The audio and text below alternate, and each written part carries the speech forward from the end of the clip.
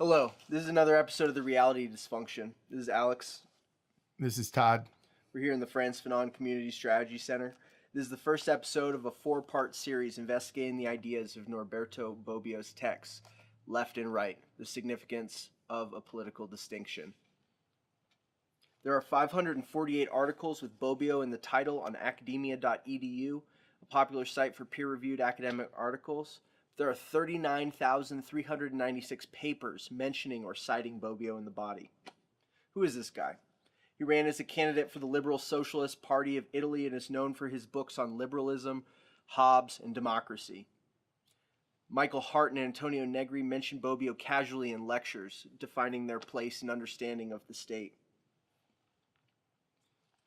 His book, Left, Right, released in 1994, sold 10,000 copies in its first year, was reprinted in 1995, and it was a best-selling nonfiction book in Italy into 1996 with translations in numerous languages. Today, we will discuss chapters 1 and 2, but first some background to the political moment he speaks to. So after World War II, the Christian Democracy Party, in coalition with the Communist Party of Italy, among others, arose out of fascism. The Christian Democracy Party being the most represented party in Italian parliament until 1994. The Christian Democracy Party was a purely centrist party, described as a catch-all, inspired by the Catholic Church to fight going back into fascism in Italy. Throughout the 1970s and 80s, the Christian Democracy Party was a major force in parliament, but these years were known as the years of lead, characterized by extreme violence and terrorism. The left and the right participated. Right, fascists, massacring people in the streets, the left kidnapping and murdering a former prime minister. But in 1991, the Berlin Wall fell. The next month, the Italian Communist Party split. Achille Occhetto, the head of the party, claimed that there was an end of communism. In 1992, just months after this, the Mani Pulite saw 5,000 public figures suspended and investigated on corruption charges, leading to the dissolution of the four most popular parties in Italy, the Christian Democracy Party and the Communist Party being two of those. Today there are numerous conversations about third position parties, both on the left and right. Specifically, in Italy, one of the strongest extreme right parties, the Terza Posizione, they use Nazi and communist imagery together in their symbol, a wolf's angle cut by a fist grasping a hammer, becoming one of the strongest far-right parties in Italy. Another strong movement in Italy, Casa Pound, a neo-fascist party with youth brigades that patrol the city, uses what is generally considered as a leftist tactic to squat unoccupied buildings and turn them into community centers and info shops used to mobilize their base. Why is it in Italy that there are third position parties coming out of these things? And are these third position situations happening here in the United States? Bobbio asked the question in the introduction that people were asking all over the world in 1994, and I quote, "So do left and right still exist? And if they still exist and hold the field, how can it be said that they have lost all their meaning? If they are still meaningful, then what is their meaning?" Today we will start a discussion into the text, and hopefully over the next 4 episodes we'll draw conclusions about what the left and right mean globally and specifically in the United States. I think that what's important in terms of kicking off this particular discussion is to take apart what Bobbio is talking about when he says left and right. These are terms that we throw around, really casually in society today. And so I want to read the opening line of his book. It says, "Left and right are two antithetical terms for which more than 2 centuries have been used habitually to signify the contrast between the ideologies and movements which divide the world of political thought and action. As antithetical terms, they are mutually exclusive, and together they are exhaustive within that eminently conflict-riven universe. They are exclusive in the sense that no doctrine or movement can be both left-wing and right-wing at the same time. They are exhaustive in the sense that a doctrine or movement can only be either left-wing or right-wing, at least as far as the more rigid application of the twin definition is concerned, as we shall see later. And we do actually see that later. He talks about it in great detail. This opening paragraph is really important because one of the things happening in the United States today, I think in some ways it's happening all over the world, is this notion that you can bring the left and the right together, and from that create middle ground where people are going to be able to move politics forward. But what Bobbio is saying is that these two terms, or the things that they represent, are antithetical to each other, that they cannot be brought together. You cannot bring the left together with the right.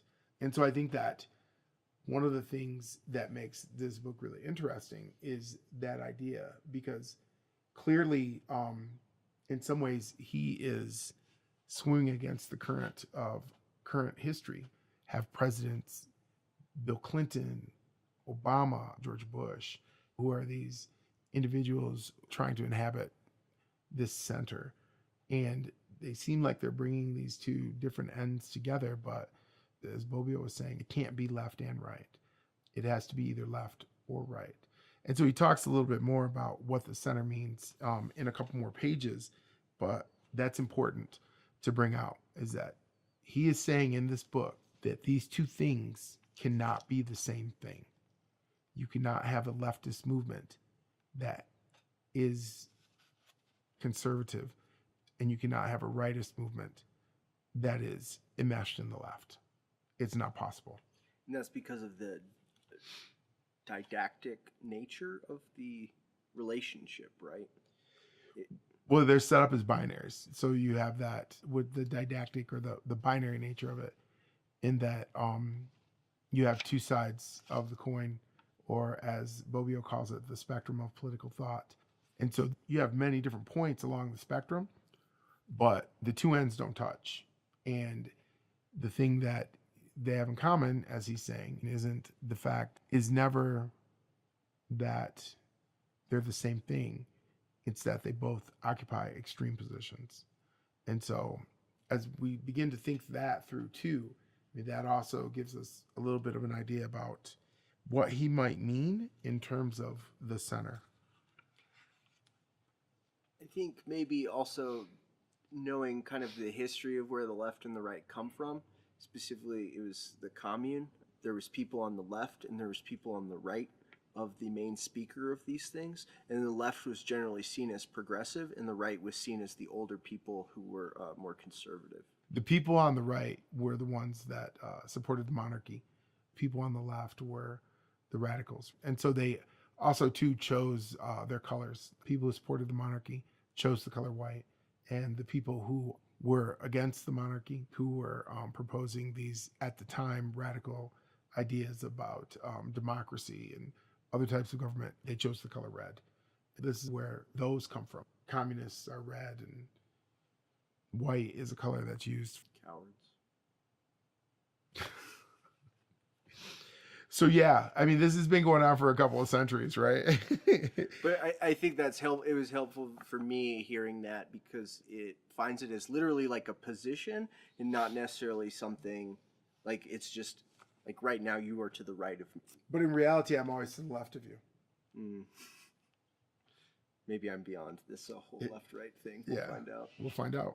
Well, I just think that it's helpful for me to remember that it's a position, and that there's always something that's going to be more left, and there's always something that's going to be to the right of these things. And you said something kind of interesting, that Bush was the centrist, like Obama and like Bill Clinton, and thinking about these things as there's always going to be someone to the left of him and someone to the right of him, and it's not necessarily about the ideology, but where these things are positioned on a spectrum of things, and that the center is the understanding and the way our society is structured, generally with democracy.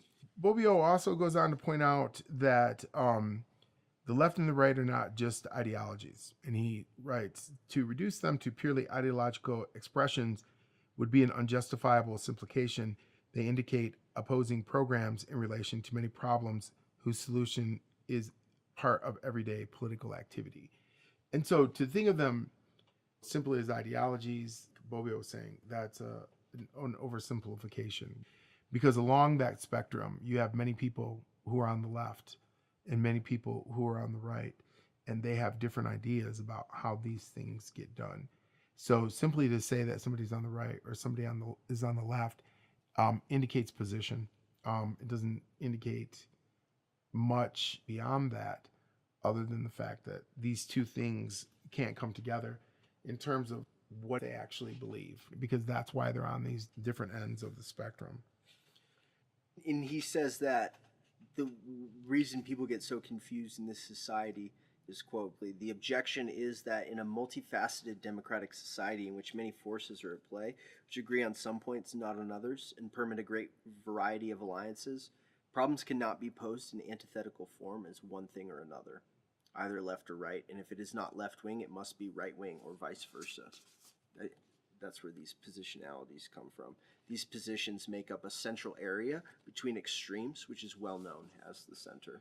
Because we live in a very complex world, right? Increasingly more complex with the advent of technology and the rise of the information state we're currently living in right now, social media, all of these other things. There's a lot of stuff that's happening in the world. Some of it's good, a lot of it's bad.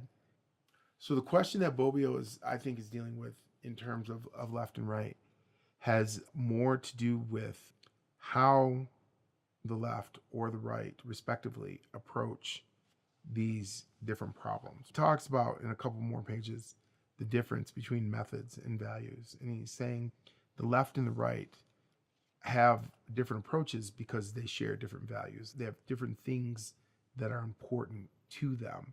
And as a result of that, they aren't able to find common ground. Now, in terms of methods or programs, you can have right-wing programs that look like programs that have traditionally been run by what we would consider leftists. As you were talking about in your introduction, the fascist parties in Italy that were setting up info shops and squatting spaces. These are activities that have traditionally been to the left. They're methods for bringing about change, but they don't have anything to do with values necessarily. So Bobbio's making the distinction. I think that's really important because sometimes in order to understand subjects like this that are complex, one of the things that we have to do is draw some very firm lines about what we're talking about. It's true, you could make the argument that your methods are informed by your values. Absolutely. There's no question about that. But for purposes of this conversation, what Bobbio is saying is that we have to make a distinction between these two things. There are methods, programs, right, political platforms that people use, and those methods can be similar across the spectrum, but values can't be. And I think also remembering that it's referential, especially in the historical context of Italy, anything that wasn't fascism was going to be left of these things from the beginning. It's interesting that things like Wikipedia define the Christian Democracy Party as something that is in the center. It was the thing that was creating the center, and then it was used as the point for reference. So anything to the left of them was a left-wing party, and everything to the right of them was a right-wing party. Yeah. But at the moment of 1946, when Parliament was reshaped, when the Italians were reshaping their government after fascist rule, the Christian Democratic Party was saying that they were a leftist party, but became a conservative party. And I think that's really interesting how the reference point can be moved around. Bobbio goes on to talk about, he calls it a digression. He says the included middle is not the same as the inclusive middle. The included middle attempts to find its own space between two opposites, and although it inserts itself between them, it does not eliminate them, but draws them apart, prevents them from coming into contact and brawling, and dispenses with the stark choice between the left and the right by providing an alternative. I think this is interesting. What he says about the inclusive middle is this. He says, in political debate, the inclusive middle is usually presented as an attempt at a third way, that is to say, as something which transcends the politics of left and right, unlike the center, which is simply in between the left and the right. In practice, the third way is in the center, but in theory, it claims not to be a compromise between the two extremes, but to supersede them, and therefore it accepts and surpasses them at the same time in contrast to the included middle, which rejects and separates. It is not a mediated third, but a transcended third, where the first and second entities are brought together in their interdependence and suppressed as unilateral assertions, rather than being separated and left to survive in opposition to each other. This is interesting because my take on the book is that Bobbio has a problem with the inclusive middle, and that what he's saying, the point that he's trying to make is that what it's doing is it's bringing these two things together that can't be brought together, and it's being put forward as a political remedy for the problems that are being created. Later, a couple paragraphs down, he starts talking about a triadic combination is always the product of a crisis, and hence a fear that antithesis has exhausted its historical vitality. And I know that was interesting, when we were talking about this the other day, to really think through what it means for a binary to lose its historic vitality, right? And then you start thinking about Republicans and Democrats here in the United States, and it almost seems inevitable that there's this sort of third thing that comes, and we see it in Congress all the time. That old saying, Bipartisan solutions. Well, bipartisan solutions, Republicans propose it and Democrats vote for it. And so it appears that there is no distinction between these, but there is a distinction. You have the left and you have the right, and there are some fundamental things about values these two sides don't really agree on.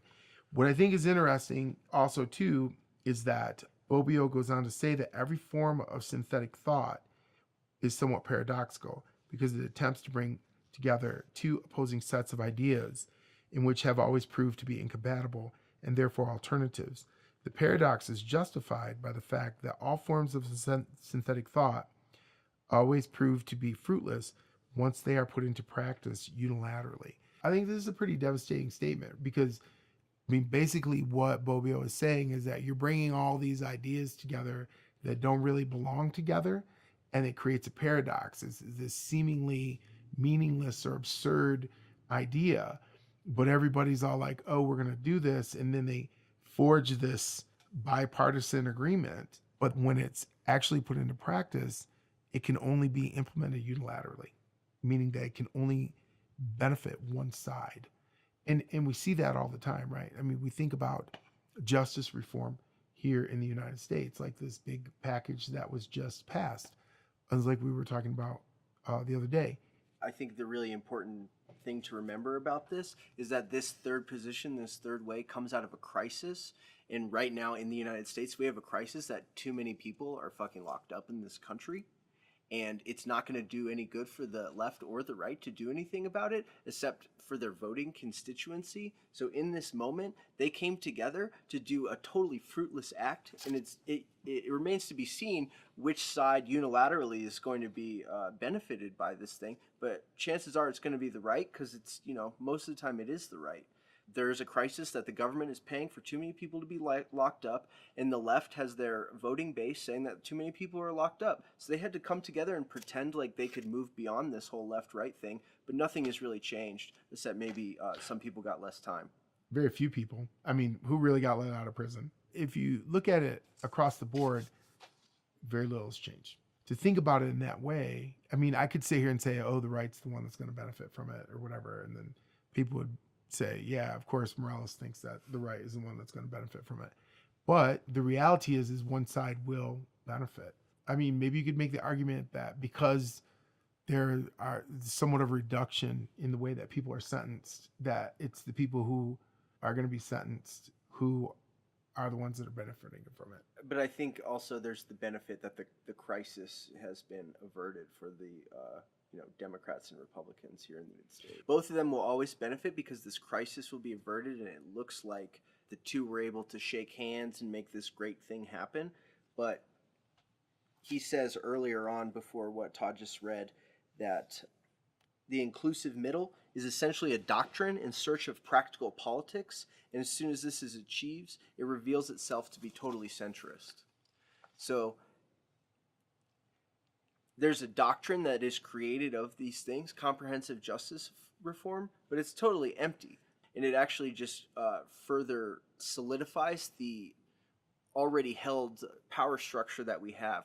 By the Democrats and the Republicans shaking hands over this, they had this idea that they came up and they call it comprehensive justice reform, but it actually further solidifies and averts the crisis that was created by the United States people demanding that something be done about these things, but nothing really changes, and these people stay within power in this moment. And yeah, just remembering that.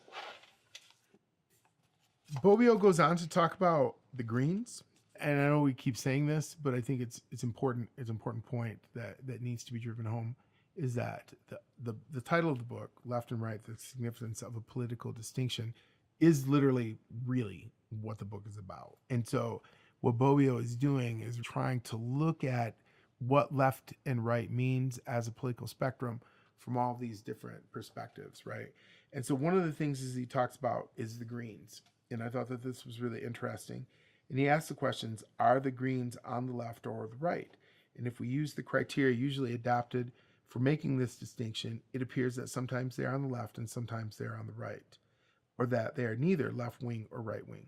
The Greens could be defined as a transversal movement which has become a political buzzword, albeit a pejorative used in another context. Though he keeps going through this, what's really interesting is that even in talking through this problem, what he points out, and it's clearly that other people are agreeing with this, is that the Greens are relatively new. It's a relatively new thing. It still is a relatively new thing. Even within the newness of the movement, and certainly it's much older now than it was when Bobbio wrote this book, the branching out, that we have people who are on the right who consider themselves green, and we have people on the left who consider themselves green. And really the distinction, again, isn't made in methods that they employ, but it's made in their values, their value of why they consider themselves a green. Some people do it for business purposes. They're pro-environment because of business, because of money. Some people are involved in the green movement because they believe that people have the right to live in nice places and that we shouldn't wreck the earth and animals shouldn't be killed. I think that Bobbio is asking us to be more honest with these things just because the green question is something new.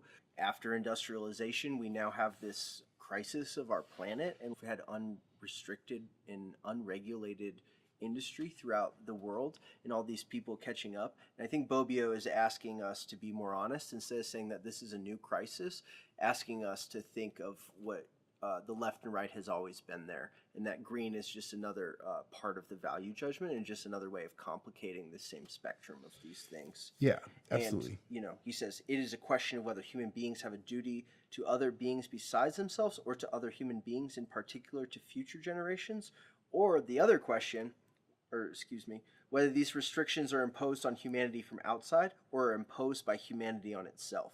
I think that just recreating the left-right distinction, like, do we anthropomorphize the earth and give it, rights in the same way that we give corporations? Or do we hold the earth as something that is a resource that is not infinite? And I think that there's clear lines that can be drawn as left or right ways of thinking about those things.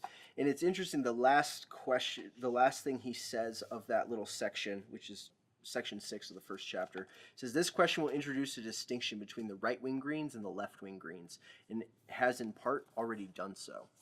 And we haven't got to the point of extremism or centrism yet, but I think that there's a very clear line that's being drawn that we're seeing in more extremist movements, like saving the earth is generally considered a very far leftist thing. In the 1990s, there's the Green Scare. In the early 2000s, where Earth Liberation Movement, people were arrested all over the world, and they were generally considered anarchists, especially in the United States. But now we're seeing rising out of Mexico that there's groups of people who seem to be environmentalists, and people were considering them left, but they're now coming out and doing things like first they were burning down churches and saying things that were pro-environment. So people thought they were leftists, but they're now coming out and being seen truly as fascists and murdering people without any care in the world, killing college students all over Mexico. And that's becoming this big debate in the anarchist circles, I think, that people are not allowed at anarchist book fairs and things like this for tabling these things. They're talking about how this is a third position, a third kind of way.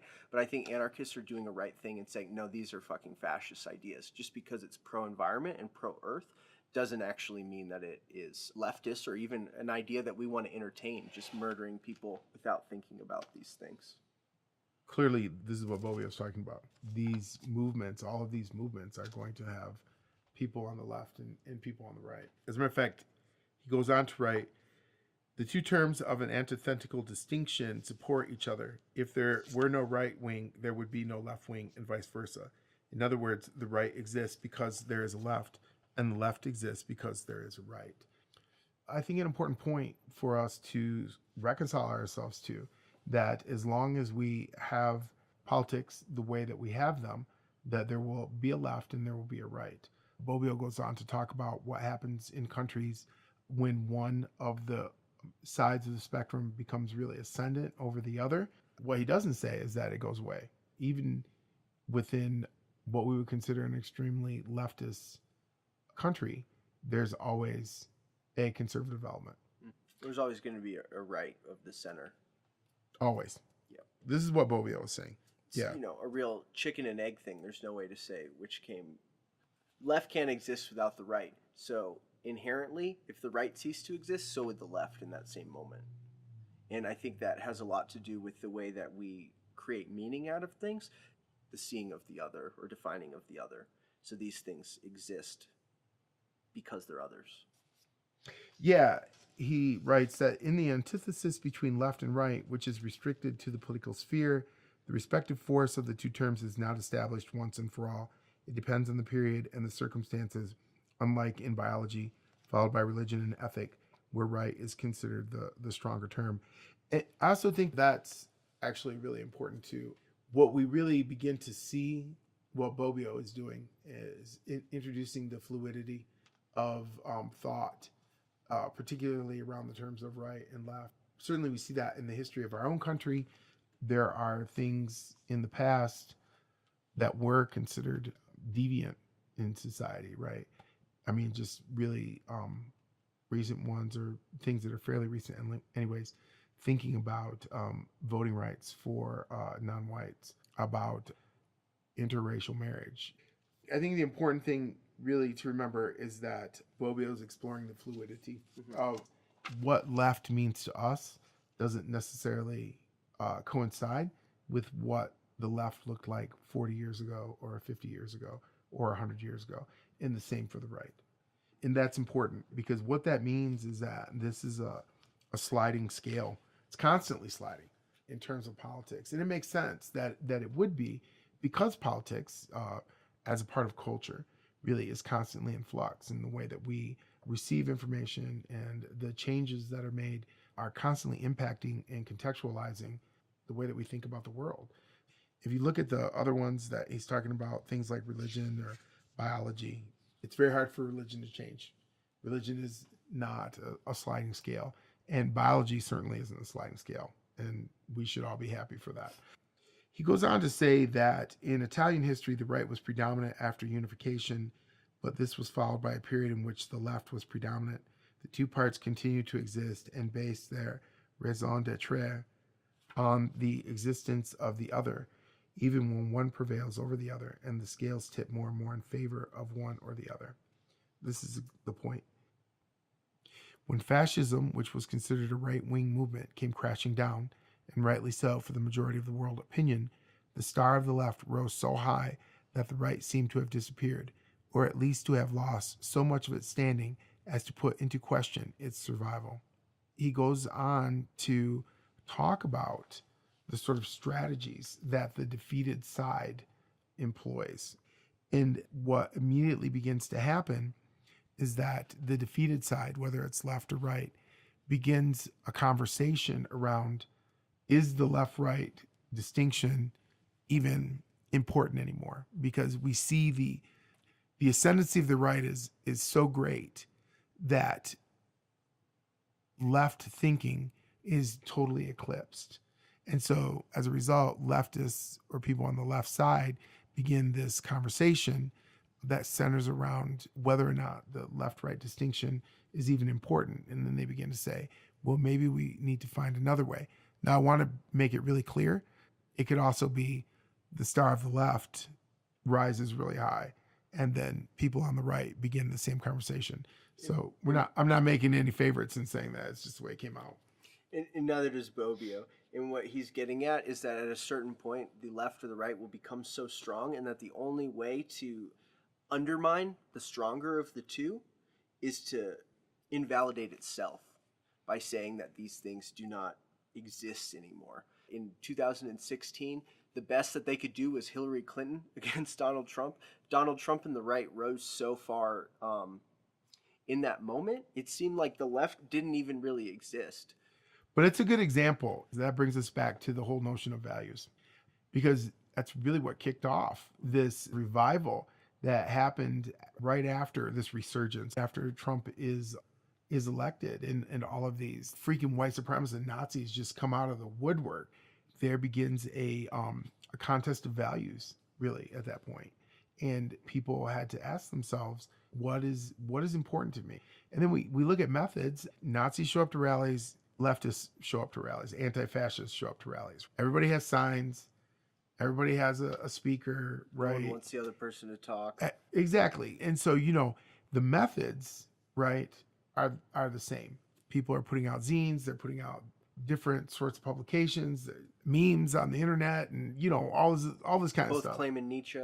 Right. Both claiming Nietzsche. I mean, what's that about? He's mine. Poor Nietzsche. And even within that, I mean, you see the rise of leftist gun clubs all across the country.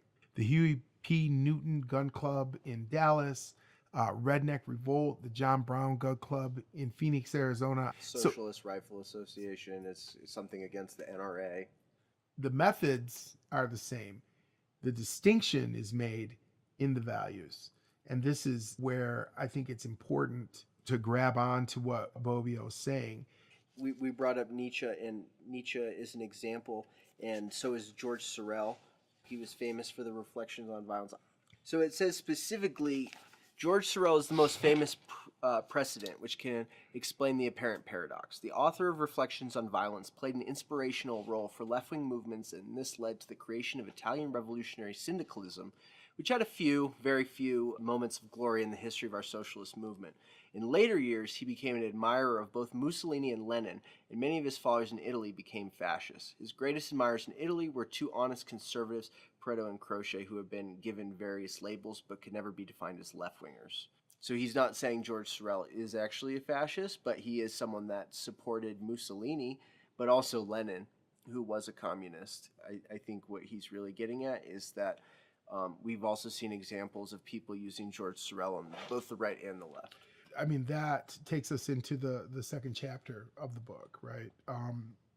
Which is titled Extremists and Moderates. What Bobbio is doing here in this first part, he's talking about Carl Schmitt, he's talking about Nietzsche, he's talking about Heidegger, interesting character, he's talking about Antonio Gramsci. But what Bobbio is saying is that people on both ends of the spectrum, the extreme ends of the spectrum, use these same philosophers to support their ideologies. This is his way of showing how they are similar. I think it's also really important at this point to say that in this discussion, we're not trying to make any sort of value judgments. We're really looking at the text and trying to understand what it is that Bobbio is saying in these first two chapters. And so I think that's important to put out there, the ideas that he's wrestling with in these first two chapters. Well, I don't know if he's wrestling with them. I found myself wrestling with them a couple of times. Read this book like 4 times now. Still don't even know. And really, to drive this home, I know it's been said several times, but I think it's really important that the distinction is between left and right. Later in the book, in some of the other episodes that we do, Bobbio starts to bring forward examples that he's talking about that sort of show how this works or how it plays out in the world. But in these first two chapters, what he's really doing is laying the foundation that there is a distinction between the left and the right, and that distinction is important politically. It's also important, really, to keep in mind that part of what Bobbio is saying, or at least the way that I understand it, is that you have this spectrum. There's a line in the middle. He doesn't say that, but in my mind, when I read this, this is what brings up. And at that line separates between the left and the right. And there's a center that can be created, and we're going to talk a little bit about that right now. But that the center itself doesn't bring these two things together. Bobbio is saying that you can be center right, you can be center left, and that center right allies with the extreme right and center left allies with the extreme left. The point that Bobbio is making is that the left and the right aren't coming together. The center right and the extreme right are coming together, or the center left and the extreme left are coming together. And that's how anything gets done. I mean, we use that example of comprehensive justice reform. The Democratic Party and the Republican Party are both examples of center left and right. Absolutely. Yeah. And the only way that society is able to keep functioning and laws and things are passed and funding bills is through that alliance of the center left and the center right.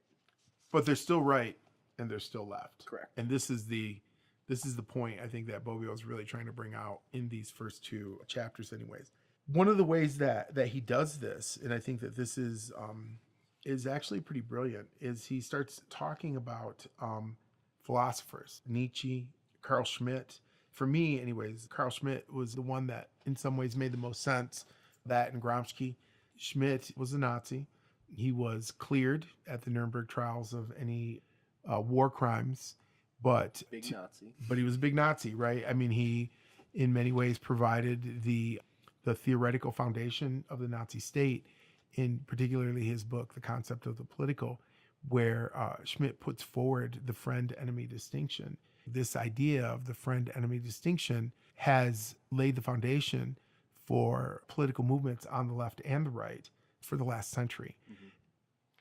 I think some good examples, too, of current right-wing Gramsciists, like Andrew Breitbart, is famously quoted as saying politics is downstream of culture. I think that is a really interesting example of the right reading someone who is totally left. He was the head of the Italian Communist Party for many years. He's known as someone who was carrying the torch of communism through Europe for years. And then we can also look at the Koch brothers. I forget which one it is, but one of them has been quoted saying that State and Revolution by Lenin was one of his favorite books. But that guy is in no way a communist. He's a freak for the free market. But they're using these opposing things. These right-wing people are using these left-wing texts. And I know that you've read Carl Schmitt, The Concept of the Political, many times. Even Derrida talks about, I think his last book was an investigation of the concept of the political. Derrida is usually considered as like a left-wing person, but reading a right-wing text. Bobbio writes that what the revolution and the counter-revolution have in common has nothing to do with their belonging to two opposing sides, traditionally termed left and right. If this were the case, then people would be right to say that we should abandon terms which can no longer distinguish between antithetical cultural and political positions. What the revolutionary and counter-revolutionary writers and their respective movements really have in common is that within the opposing sides, they both belong to the extremist rather than the moderate wing. The distinction between extremism and moderation does not coincide with the left-right distinction, and in that, it answers to a fundamental criterion, which is entirely different. So again, you're drawing out this spectrum and saying that you have these two sides, and then you have what are considered moderates. The moderate position has nothing to do with whether or not these two sides are the same. It's not a combination of the two.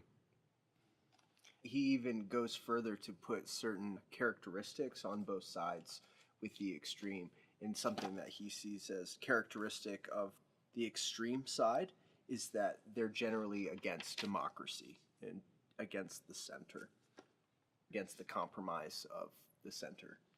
but the moderate sides are usually more, and I quote, they renounce revolutionary change of the society inherited from fascism and are happy with democracy as it is. He also writes that their rejection of democracy brings them together, not because of their position on the political spectrum, but because they occupy two extreme points of that spectrum. And I think that this part is hard for people. I know that when I do this book in classes with students, they struggle with this notion deeply. And many are not able to really get past the idea that in some ways they have things in common with people that they consider completely opposite of them. They have their methods in common. Well, they have their methods in common. They don't have their values in common. And I think that that's an important point. But it also is one of the things that students that I work with struggle with deeply because they are unable to make the distinction that Bobbio is making that's actually required to really understand what the significance of a political distinction is that these are different things, methods and values. And they're also characterized. He goes further defining the characterizations, saying that extremism is characterized by leaps and jumps with clean breaks from the standard center. But something that holds the moderate center together is a gradual and pre-established order, a gradual movement through history, in the vein of modernity being characterized as a progressive era, that everything is moving forward on this long line of history. He also says that extremism is usually characterized by warrior virtues, courage, boldness, despising of democracy for its virtuousness, despises democracy for the virtues it fosters and requires for survival, while on the other hand, the moderate is characterized by prudence and tolerance, calculating reason, patience, patient mediation, reliance on compromise. He says mediocrity, which I thought was an interesting thing. Reformism, peaceful resolutions to conflict, and a very pragmatic view of politics. You can see that just in Congress, where they're always talking about these pragmatic solutions of these things and kicking people out for not playing the game, calling them extremists and whatnot. It's important to point out that the center demands democracy, and within the essence of democracy, there is a reliance upon compromise. And then the extreme wings of these things, the thing that holds the far right, say a Nazi and a communist together, is that they're not willing to compromise on these. Which also means that communism and fascism can never work together. Well, he talks about that. He says fascism and communism still represent the great antithesis between right and left in this century. Strangely, not only have they failed to eliminate the distinction between right and left, they have made it even sharper. This is, I repeat, very strange. The only explanation, in my opinion, is that the criterion whereby one distinguishes between left and right does not coincide with the one whereby one distinguishes between left and right within the two camps themselves. This is where he starts to build this argument. On either sides of the spectrum, you have people who are to the extreme left and people who are to the center left. But they also represent a left-right distinction within those two camps. So that is to say, between the extremists and the moderate wings. The fact that fascism and communism are mutually exclusive, in spite of their common enemy, democracy, whose rules allow the left and the right to alternate in government. They are mutually exclusive because they reproduce in a specific form. He goes on to say then, an alliance between fascists and conservatives on the extreme right and the moderate right is possible, albeit in a situation of force majeure, and that Italian fascism came to power as a result of just such an alliance. I mean, I think that we can see that happening in the United States today. There is an alliance between the moderate right or the center right and the extreme right, or I guess we could say the moderate right and the extreme right, playing out right in front of us in Congress, these other places where individuals have been elected. They don't want to go against the president. They don't want to go against the party. Maybe they believe in the wall. I think 2016 election, the primaries for the Republicans really shows those things, where there was a bunch of moderate Republicans and Donald Trump coming in and just humiliating all of them, and them saying that they were against his impoliteness, that he needed to be more tolerant. But when he was seen to come to power and that he was going to win the primary election. Look at, Carlson or Ted Cruz or people like that. They were being humiliated, and now some of his staunchest allies in Congress. I think you're right. We can totally see that alliance of the moderate right and the far right now. What was his name? Steve Bannon, who was in the White House. That guy is far right. He was helping run our country with the Republican Party, and they're complicit in that, in history, unfortunately for them. I was hearing you talk about your students having a really difficult time with these things. We were having a conversation earlier. I mean, thinking of the far right extremism having a certain characteristic shared with, a leftist, which is generally where your students are falling. You were saying earlier to me that a far left government is going to be totalitarian. Do you want to maybe talk about that? I think that what your question really talks to is when Bobbio says that the difference over values is stronger over the one in methods, which is the reason why we can share methods, but we can't share values. And he explains why in serious historical crises, an alliance between extremists and moderate wingers can have some success. And he goes on to say that this has occurred in some fascist regimes where the moderate right felt obliged to accept the supremacy of the extreme right. If the enemy of the left, the extreme left and the extreme right, is democracy, then what that points to is that even on the left, on the extreme left, what we would have with the rise of the extreme left would be something that looks very similar to, at least in method, similar to what's happening on the extreme right. The difference, though, would be the values. I think the United States, as a settler colonial country that occupies, for all intents and purposes, an extreme right position. I mean, we're imperialist, settler colonialists. Our history is founded in the genocide of Native people, in 400 years of exploitation in African slavery. We are the ultimate capitalist machine. All of those things, I think, place us firmly in the right. Effectively, the global bourgeois to the third world or developing nations. Absolutely. We live in a country that has debates about healthcare, has debates about public education, civil rights, whether or not women should be paid as much as men. I mean, we debate these things in this country. That is an issue of values. So we look at a country like Cuba, which had one leader for 50 years. Democracy, Cuba is not a democracy. But the difference is that Cuba has 100% literacy rate. They have more doctors in their population than any other country in the world. So many doctors that they export doctors all over the world to other countries. The first ones in Haiti after the first hurricane. Ones in Haiti, to Africa, to Mexico, to Venezuela, all over the world, right? So the values are different. The method might not be different, but the values are different. And so, people would say, well, we haven't had one person rule the United States for 50 years. But the reality is that we do have a very small group of people who are in power here in the United States. Even within my lifetime, a father and a son have been president of the United States. We almost had a husband and wife combination who had taken turns being president of the United States. I mean, effectively in the last, 30 years, there's really only been two families that have called the shots here in the United States. That is method. And those methods bear a striking similarity to each other. But the values, the way that the right implements its values here in the United States is very different than the way that the leftist regime of Cuba implemented its values towards the people that were there.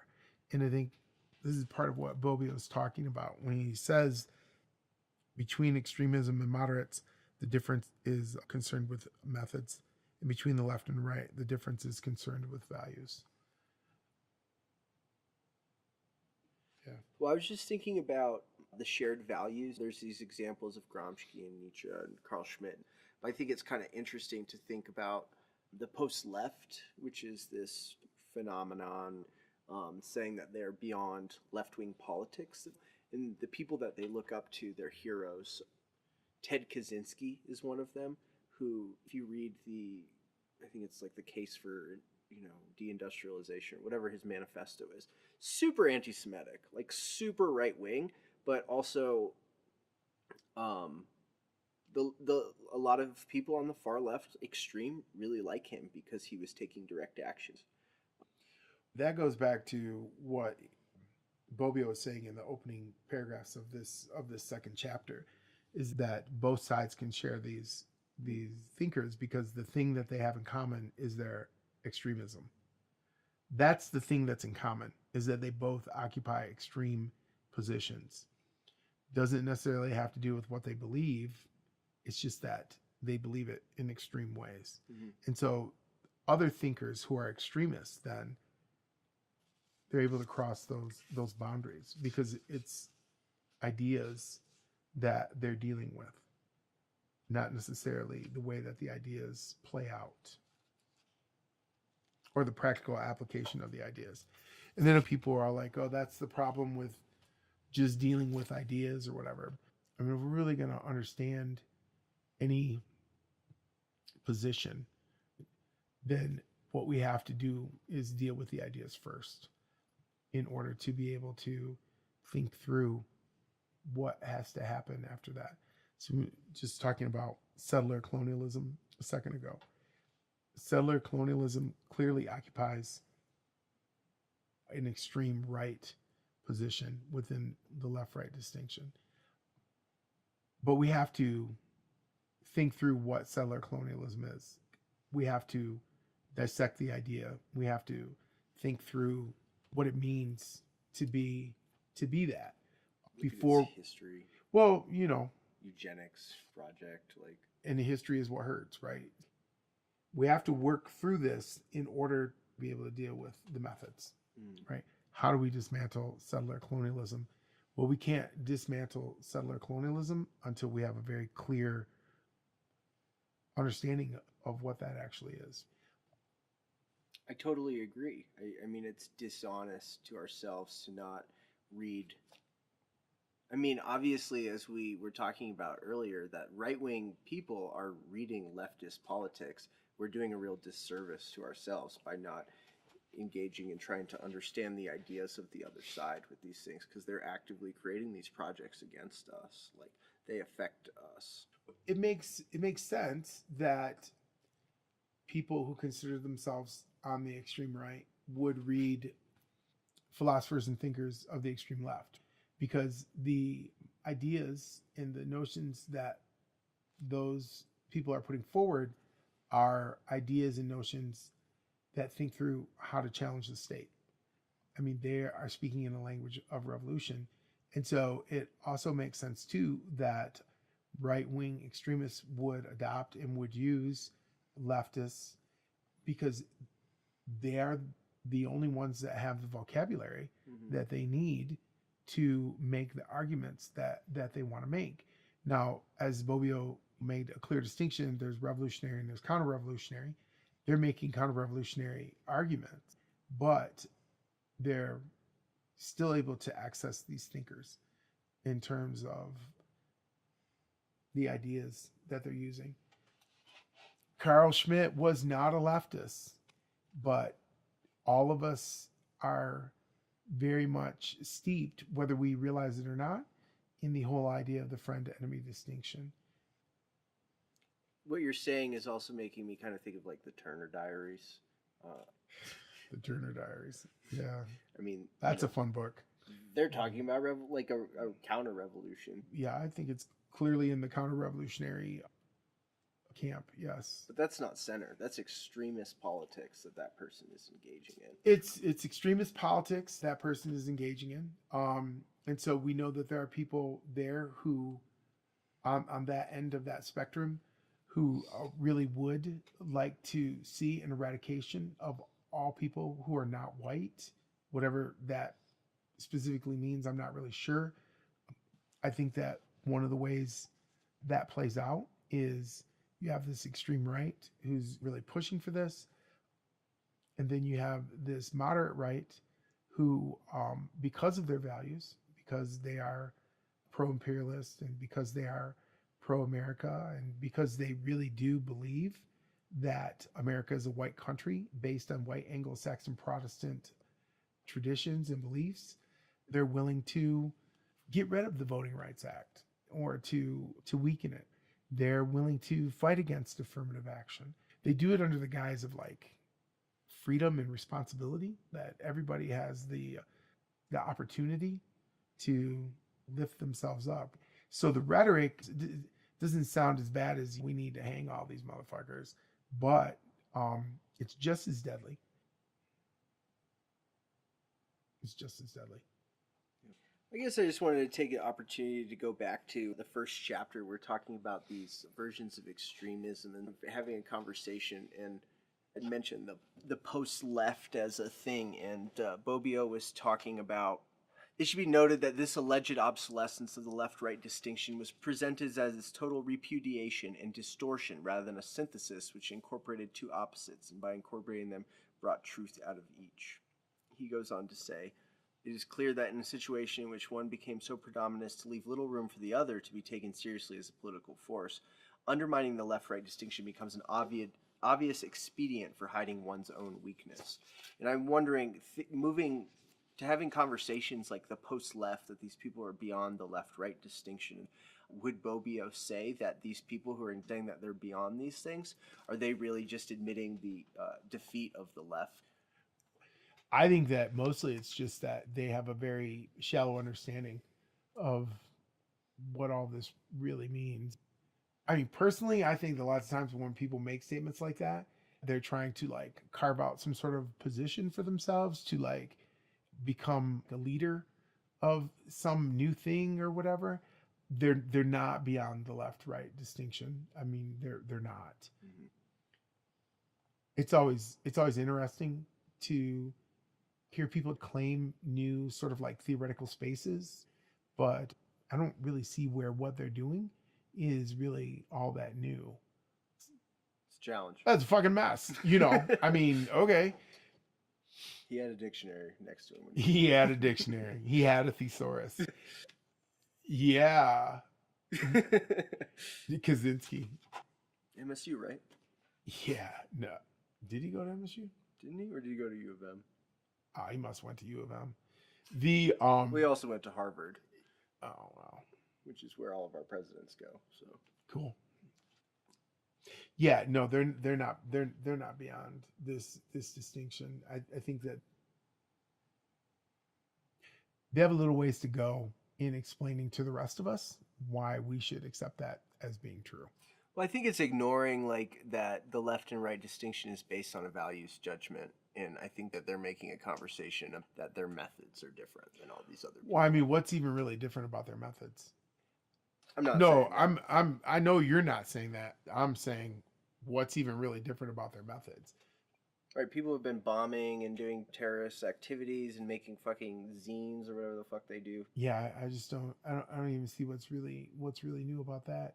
I think there's a certain arrogance that is involved in all of that, where people try to pretend that they're doing some sort of political work that's never been done before. Even overthrowing a settler colonial state, there's actually really nothing new about that either. It's been done. I would guarantee before recorded history. Yeah, well, there's always been an oppressor. There's always been oppressed. I think that there have always been conservatives, and there have always been people who want to change, who were I don't want to say radicals, because I don't think radical is really the right word, but there's always been conservatives, and there's always been or people who didn't want things to change and people who do want things to change. I guess that I'm excited for them that they feel really passionate about something, but I don't know. I mean, I still read it because it's, current things that are coming out. Maybe, I guess there is a hope for me that there one day will be something new that I pick out of them, and it helps me understand my life in this moment. But you're right, there's nothing new about it. Do you even think that there is a way to move beyond the left or the right, or like to come up with something new, or should we just be going back through the history books to see what won in certain situations? It's always getting complexified. Like, I mean, 3,000 years ago, Solomon wrote, "There's nothing new under the sun." I think he was the first person to write that. Probably not. I think it's a good question to wrestle with as we go through the book. Yeah. And I think that Bobbio does kind of touch on that. I don't really think that's something that he touches on in these first two paragraphs, but he definitely talks about that. Yeah, I think the big thing really from this is to begin to think about the left-right distinction and what it means and the fact that it exists. I think that's the important thing. And do you think that's why this guy has been cited so many times? I mean, he's pretty much laying out the claim that the left-right distinction has survived the change into postmodernity.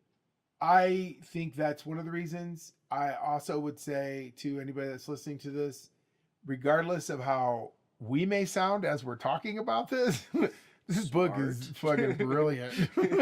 It's a good book. It's a very smart book. And I think that that's the reason that has been cited the way that it has.